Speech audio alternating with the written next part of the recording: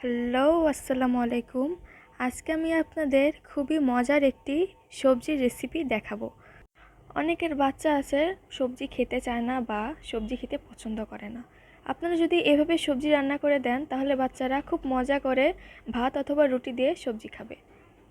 তো এই সবজিটি রান্না করার জন্য প্রথমে একটি প্রেসার কুকারে দিয়ে দিয়েছি পরিমাণ মতো তেল।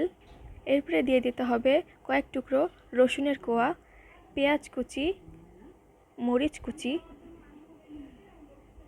তারপর আদা রসুন জিরে বাটা, সামান্য পরিমাণ হলুদের গুঁড়ো, স্বাদ মতো লবণ এবং মরিচের গুঁড়ো। এরপরে গরম মশলার গুঁড়ো। সব মশলা একত্রে নেড়েচেড়ে মিশিয়ে নিতে হবে।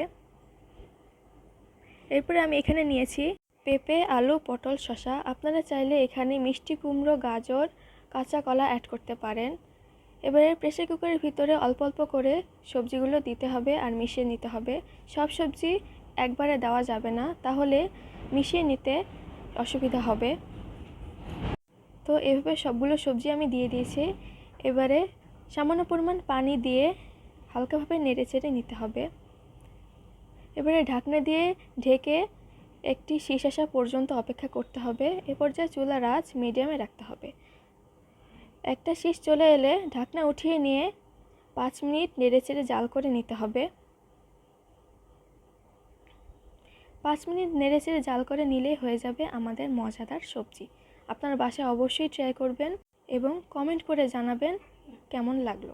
ভালো লাগলে অবশ্যই চ্যানেলটি সাবস্ক্রাইব করে রাখবেন এবং ফেসবুক পেজটি ফলো দিয়ে রাখবেন। থাকবেন। আসসালামু আলাইকুম।